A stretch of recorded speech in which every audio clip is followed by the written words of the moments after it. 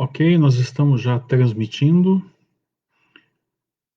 A ideia hoje é discutir algumas ideias de como invadir a urna eletrônica do Brasil. E com qual propósito nós vamos fazer isso? Para que se melhore o sistema de voto no Brasil enquanto ainda temos tempo.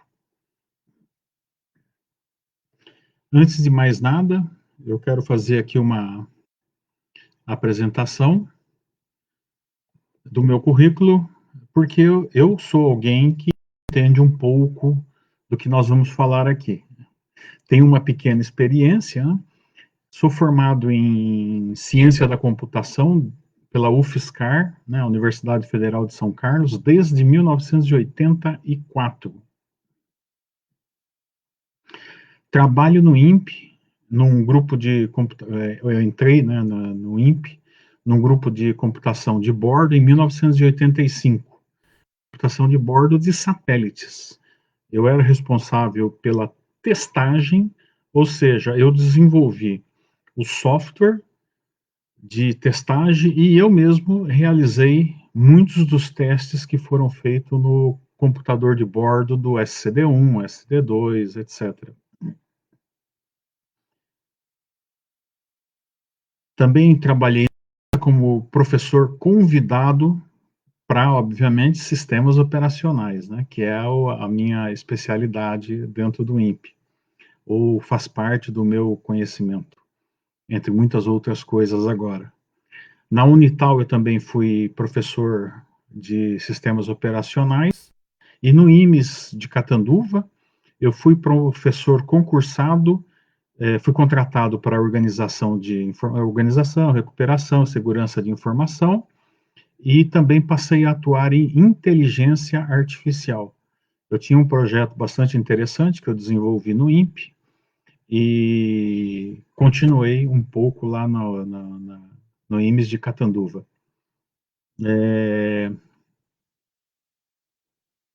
Que mais aqui?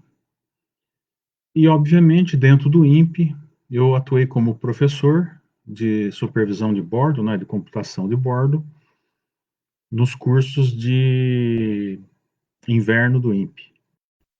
Vamos só dar uma checada aqui, como é que estamos.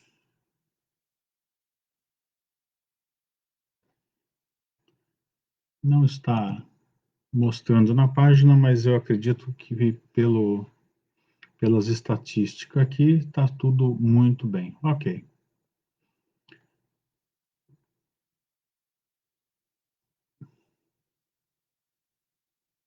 Ok. Dadas as apresentações da minha pequena experiência na área, vamos então ver como invadir a urna eletrônica. Só que antes, vamos ver aqui, opa, um preâmbulo do que nós vamos discutir. Todo mundo já sabe, obviamente, o que seja uma urna eletrônica, então eu não vou detalhar. A urna, ela foi contratada, vamos dizer dessa forma, né, pelo presidente do STF ao INPE.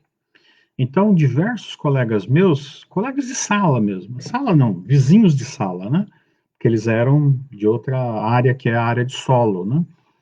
Então, eles foram chamados, houve um contrato ao INPE, né, uma chamada ao INPE pelo TSE, para que se desenvolvesse uma urna eletrônica. Então, ela foi gestada por gente que eu conheço, ou por muitos dos que participaram, é gente que eu conheço. Tecnologistas muito bons, diga-se de passagem, inclusive os defeitos, né? Os mesmos defeitos que davam transmissão de dados do satélite em terra, né? Também aconteceram nas primeiras, né? As primeiras experiências com a urna eletrônica, para confirmar realmente que era o pessoal nosso do INPE que estava lá fazendo acontecer, né? Fazendo história. Bom, qual foi o principal objetivo da urna eletrônica? É acabar com a fraude do voto em papel. Todo mundo, quem é mais velho, como eu, e participou de eleições, seja como, ou trabalhou mesmo, né, de repente na contagem, em geral eram os contadores, né, que eram convocados para isso, E quem foi fiscal viu, né, que o papel é uma coisa inacreditável, né? Nós vamos falar já disso daí, né? Que a fraude, né, no papel, pode ser muito grande, né? Como era, como era. Então, nós não estamos sendo favoráveis à urna eletrônica por capricho. Não, é porque realmente o voto em papel normal ele é suscetível a muita fraude. E o que mais nós consideramos nesse nosso preâmbulo? Urna eletrônica, né? Ela é inviolável hoje. Hoje ela é inviolável, né? Mas é uma questão de tempo até que ela seja quebrada, né? Opa, passei demais. Então vamos lá. Para que fique claro, antes de Bolsonaro, antes de outros defensores aí da volta da impressora, eu já defendo isso desde 2004. Se você fizer uma pesquisa aí no Google, né, você vai ver que tem artigos meus antigos dessa época, ou em jornais, né, que eu publico os meus artigos. Vocês vão ver que eu estou nesse campo aqui há muito tempo. Então, o que nós estamos falando da urna eletrônica? A urna eletrônica é esse negócio aqui, né, com a impressora, né? Obviamente. Então, nós temos aqui a nossa urna normal. Hoje em dia, ela está sendo incorporada, foi incorporada nela, mas não usada na última eleição, o uso da impressão digital. Por questões de higiene, por causa da pandemia, ela não foi usada. E tem aqui esse trambolhão aqui, que é a impressora e a urna, realmente, onde o papel vai sendo jogado. Então, aqui preciso ficar bem claro. Você está vendo que aqui tem um vidro, né? Uma superfície transparente. A impressora, você digita aqui o teu voto, ela gera, quando você voltar aí no último candidato, né? Se for de presidente, o último começa pelo deputado federal e vai até o presidente. Se você estiver fora do país, é só o presidente que vai aparecer, né? Se for de prefeito, então primeiro é o vereador, depois é o prefeito, né? Então vai aparecer aqui a impressão, você dá o seu ok, confirma, esse voto ele é cortado e aí ele cai aqui nessa urna de uma forma aleatória, ou seja, o voto fica registrado, mas não fica identificado. Isso aqui é muito importante, porque a nossa eleição ela tem que ser, o voto, né, ele tem que ser secreto, como nós vamos ver aqui já já. Vamos em frente, então. Acho que aqui não tem dúvida, né? Então aí você vê que ministro fala, não, tem que ser, ele é inconstitucional, porque a pessoa vai pôr a mão. Não, não põe a mão. Né? Não vai pôr a mão, nem o pé, nem o nariz. Então quem fala isso, inclusive esses nossos ministros do STF, é gente que não conheceu, né? Vamos ser aqui generosos na nossa qualificação. Bom, o nosso argumento, né? A eleição ela tem que ser verificável por qualquer um, né? Qualquer um que for, qualquer eleitor, ele tem que ter condições intelectuais de entender o processo. Então não é só o Bolsonaro que tem problema de entender o voto eletrônico. Eu, que sou especialista em computação, com formação numa Federal de São Carlos, com experiência no INPE desde 1985. Eu tenho dificuldade para, se você falar, me atesta a lisura da eleição, eu não vou ter condições de fazer isso. Se eu não tenho, são muito poucos os que têm. E aí a gente tem alguns problemas que nós vamos ver já já, né? Um paradoxo que não tem o que fazer. Vamos lá então. Primeiro, a nossa Constituição. O que diz a nossa Constituição? No seu artigo 1º, parágrafo único, né, ele diz que todo poder emana do povo, que o exerce por meio de representantes eleitos ou diretamente nos termos dessa Constituição. Bom, é, esses representantes, obviamente, eles têm que ser escolhidos de alguma forma, não é verdade? Então, aí nós temos que no capítulo 4, né, o artigo 14, ele estabelece o seguinte: a soberania popular será exercida pelo sufrágio universal e pelo voto direto e secreto, com valor igual para todos. Ou seja, o meu voto para presidente, prefeito, deputado é igual ao seu, né? Pelo menos dentro do seu estado, né? Porque há alguns problemas aí com relação a deputados, né? A representação dos deputados. Mas não chega a ser tão ruim, por exemplo, a escolha de presidente nos Estados Unidos é um negócio inacreditável, né? O nosso, ainda bem, eu reputo que seja muito melhor do que o sistema norte-americano. E já há uns 30 anos, mais ou menos, havia quem quisesse fazer a mesma coisa aqui no Brasil. Não foi para frente, mas a gente sempre tem que estar lembrando para que essas coisas não aconteçam. Bom, e por que ele tem que ser secreto? Nos Estados Unidos, você vê que tem uma coisa interessante: você pode votar por correio. Já pensou isso no Brasil? Por que ele tem que ser secreto? Para evitar a coação ou a corrupção, né? Ou seja, você não pode nem entrar na urna eletrônica lá com câmera não, com celular, né, que tem câmera. Por quê? Porque o voto ele tem que ser secreto e ninguém pode saber. Você não pode ter nenhum registro de quem você votou.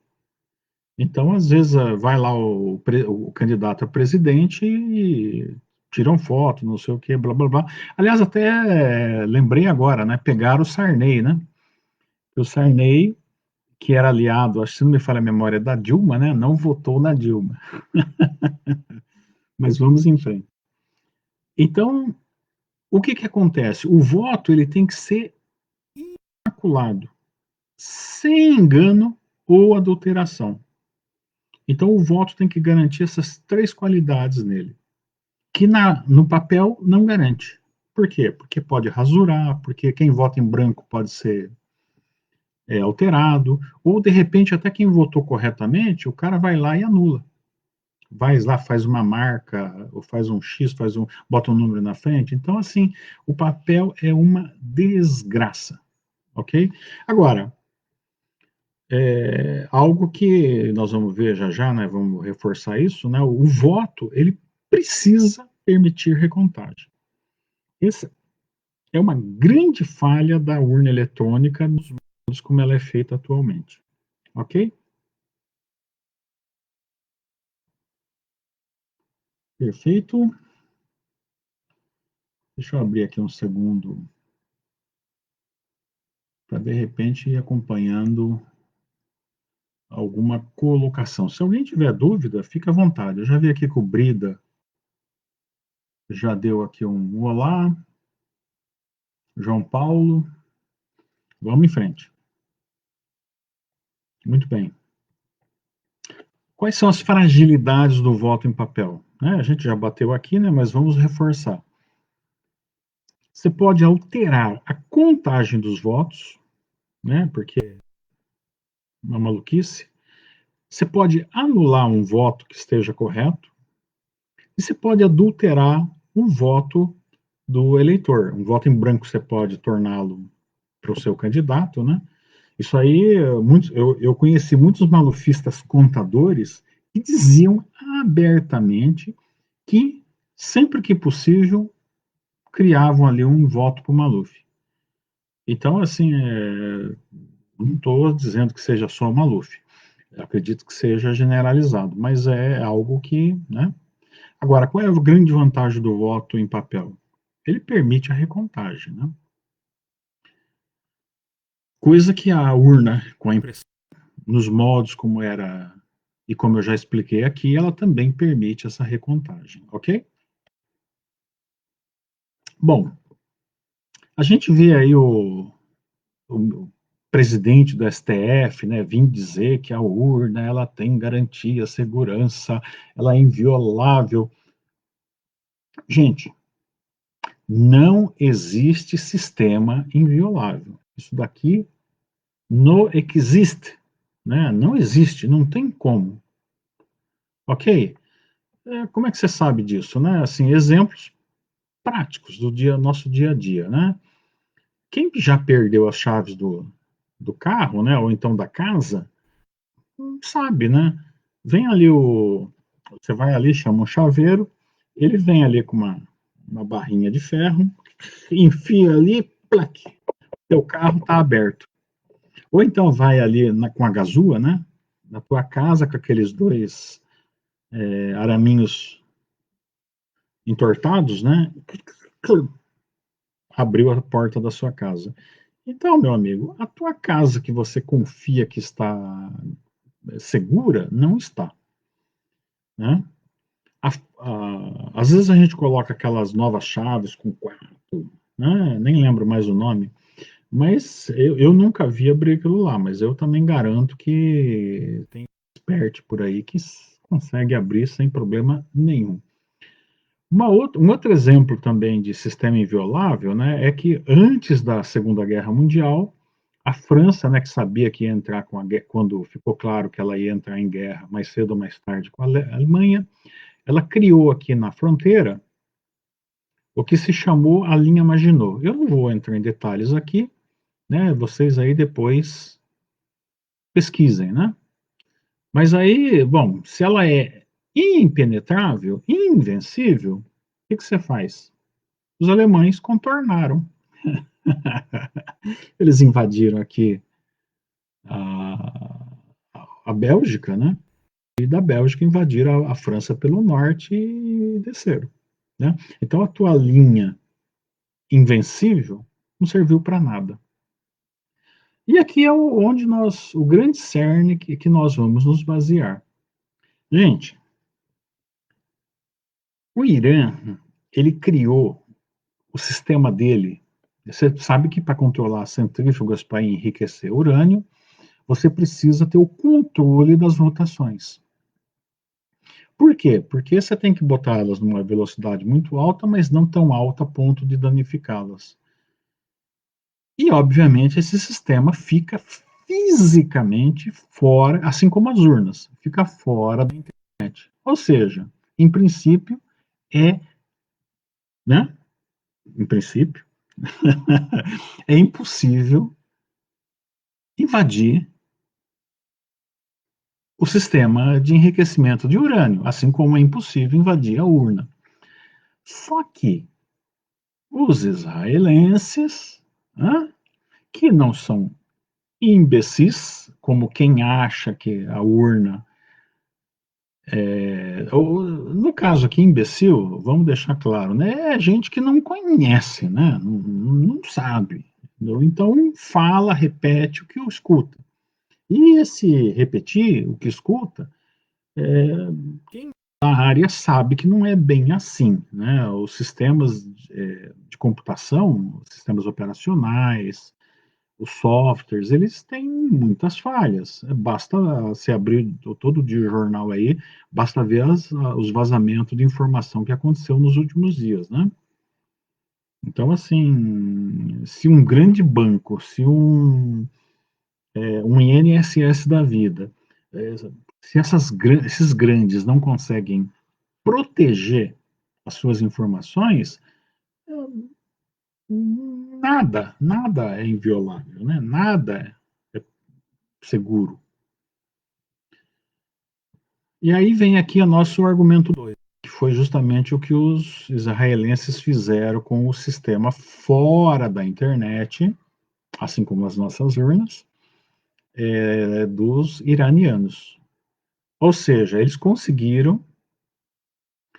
obviamente tinham alguns conhecimentos, né?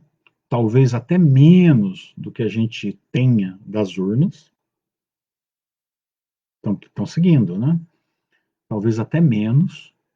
E com essa quantidade de informações a menor, ou seja, com menos informações do que a gente pode ter com a urna, eles criaram um worm, e se não me detalhes, eu fiz um estudo há muitos meses atrás, então, assim, resumindo, bem resumindo mesmo, eles criaram num jogo um worm que entrou no pendrive de um dos funcionários do sistema da centrífuga.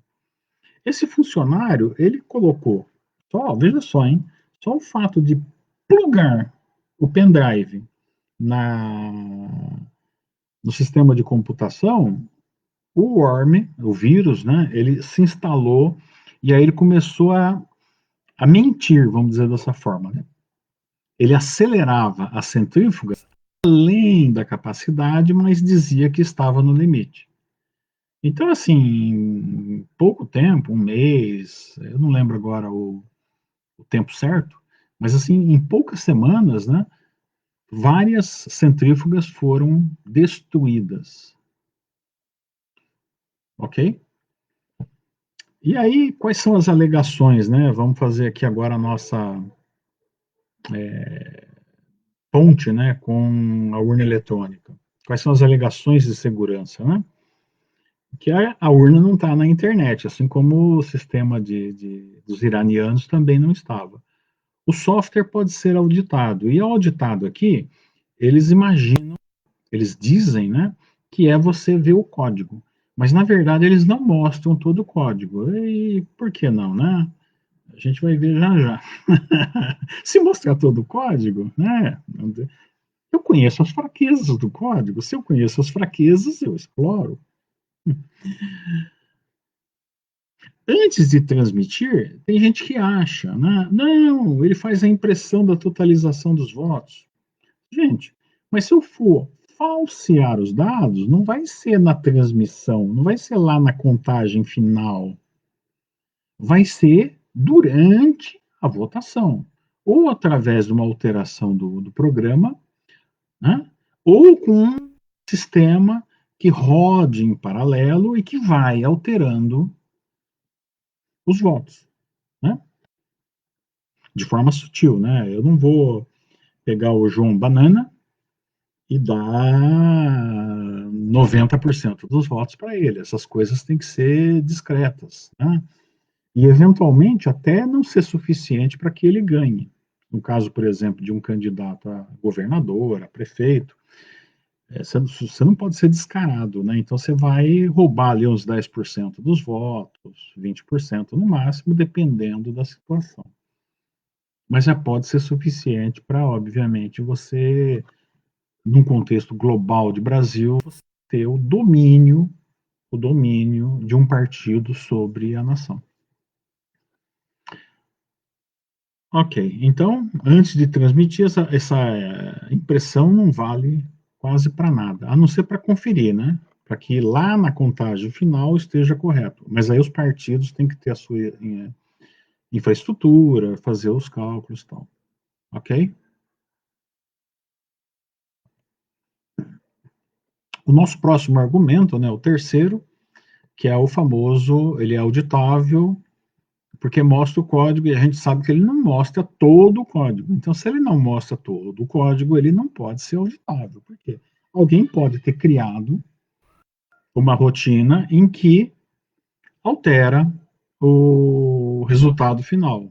E como não está sendo mostrado tudo, ou aquela parte que não está sendo mostrada, ela pode ser dito como sendo o que faz a checagem, né, do teu sistema, e por isso ele não seria auditável, né, que qualquer um audite, mas isso cria, né, um verdadeiro paradoxo. Como você não pode ver todo o código, então você não pode auditá-lo completamente. E se ele não pode ser completamente auditável, ele não é confiável, né? Esse é um paradoxo, né? Um paradoxo mais ainda irreconciliável, ok? E vamos fazer aqui uma observação, né? Quem fala muito isso, né, é o presidente do TSE. Então, assim, está mais que patente que ele, obviamente, ele não entende nada de computação, né? Ele só fica repetindo o que falaram para ele. Bom, eventualmente, algum worm vai infectar as urnas e alterar. E não tem só essa maneira de você alterar, né, resultados da urna, porque a urna ela é composta de software, de processador, de memória, de Wi-Fi, né? Ah, a urna não tem Wi-Fi. Realmente, mas isso não significa que eu não coloque o Wi-Fi nela, né? Aí nós vamos para o nosso argumento 4, né, o quarto argumento, em que nós estaremos vendo a alteração de componentes eletrônicos da urna. Então a urna ela é um sistema, né, de computação que tem lá dentro dela um circuito eletrônico com vários componentes eletrônicos, em que compõe lá processadores, memórias e uma série de interfaces, né, de comunicação com o mundo externo. Por exemplo, leitor digital, né? O que que acontece? Ele não tem Wi-Fi. Isso não quer dizer que eu pegue aqui um chip de Wi-Fi,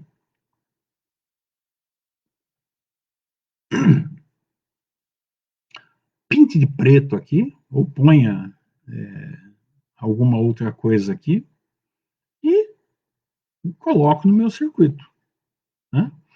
Então, ou eu pego uma memória, por exemplo, e coloque ali junto com a memória um circuito de Wi-Fi, em que ele só fica no modo recepção, e quando eu quiser ativá-lo, eu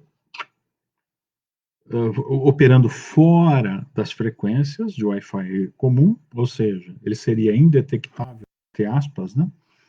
A não ser que você tenha um equipamento próprio para isso. Então, somente o meu equipamento conversaria com a urna eletrônica, quando eu quisesse, uma vez que ela esteja ligada. E aí eu poderia fazer alterações, botar software, ou ativar algum software dormindo em alguma memória, percebe? Eventualmente eu posso até ter um processador. Hoje em dia, você vai numa empresa aí de circuitos eletrônicos, componentes eletrônicos, né, de chips de silício, e encomenda o que você quer. Então eu posso aqui pegar um processador semelhante ao que é usado no ROD, né, as mesmas coisas que seja usado pela urna eletrônica, e coloco mais coisas nele, como por exemplo uma memória, ou um Wi-Fi, ou o que eu quero, ok?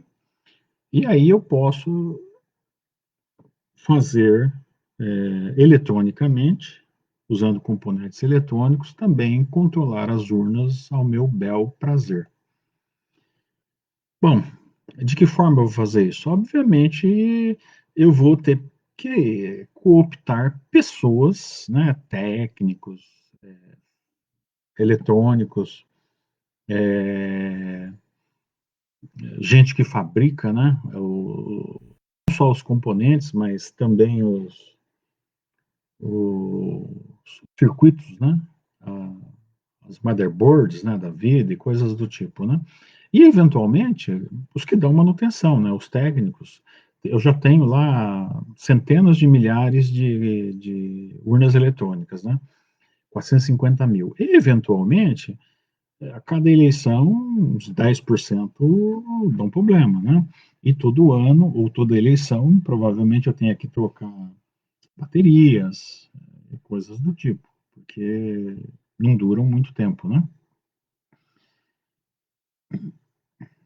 Ou seja, para que a segurança invencível, segundo os defensores aí da urna, seja quebrada, basta você ter funcionários corruptos.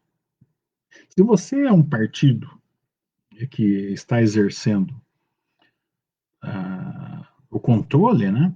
Isso daí não é. Você tem um batalhão de gente trabalhando nisso, não é algo impossível, né? Aliás,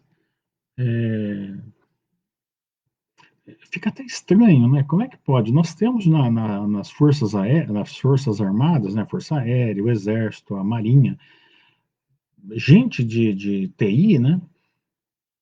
Computação, em que são treinados na guerra eletrônica, ou seja, eles ficam ali atentos a invasões de outros países. E eu nunca vi nenhum deles dar um pinaco, né, a respeito da segurança da urna eletrônica. Alguém já viu? Meio estranho, né? Enfim,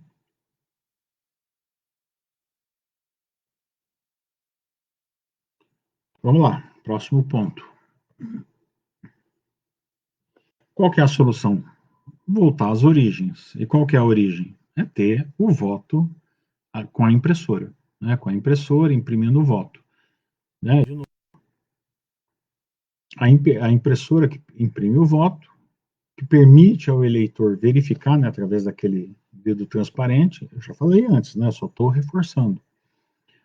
E essa impressora, quando você confirma, ela corta, igual aquelas impressoras antigas, né? Ela corta o papel, né? Igual a impressora de supermercado, e joga, e ele cai, né? Automaticamente, pela gravidade, ele cai dentro daquele saco preto que vocês viram naquela foto do início. Bom, aí agora a gente pode aqui fazer algumas especulações. Toda urna precisa ter impressora? Não, né? Você vai chamar um estatístico e faz, bom, para ser cartesiano, você põe todas, né? Vai custar 1 bilhão? Que custe, né? É melhor você garantir, ter uma garantia, e que, obviamente, vai custar caro, tudo custa caro, não existe almoço grátis, né, como diria, mas eu acho que um estatístico aí poderia fazer os cálculos e poucas urnas, eu acredito, que precisariam para que você tenha uma amostra estatística da situação. Eu não vou discutir isso aqui agora, mesmo porque eu não sou estatístico. Mas eu acredito aí que de 1 a 3% das urnas já seja mais que suficiente. Então, lembrando aqui, nós temos 450 mil urnas, né? Se for 1%, então nós vamos ter aí 4 mil urnas. Né? Mesmo que custe aí os 3 mil, cada impressora custe 3 mil reais, 5, 10 mil reais, né? Sei lá quanto que o presidente do TSE na época, né, que chorou lá, que disse que não tinha dinheiro, né? Que custa, mas se custar 10 mil reais, né, cada uma, se você botar em 10%, em 1%, você vai gastar 45 milhões, né? Não, isso não é nada, né? Provavelmente as picanhas lá do exército custam mais caro que isso. Muito bem. E aqui nós estamos encerrando, né? Com a lembrança, obviamente, eu estou cutucando desde 2004, eu cutuco os deputados e senadores, porque cabe a eles viabilizar essas alterações legais, né?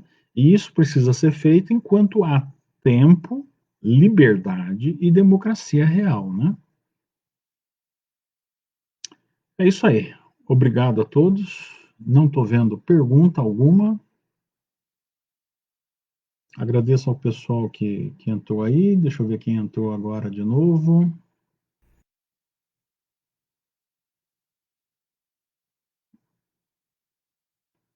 Eu não sei se aparece aqui ou ali.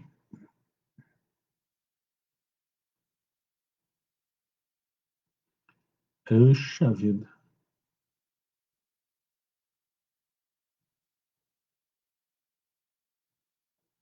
Ok, entrou agora também a minha esposa. Um beijão. Te amo muito. Ok a todos, então, uma boa noite. Vamos encerrar. Se alguém que assistir depois quiser comentar, colocar ideias, questionar, né, fique à vontade. Nós temos que traduzir isso de uma forma que as pessoas entendam a gravidade da coisa, ok? Então, eu descubro aqui onde está o botão. Em té, como se diz no interior.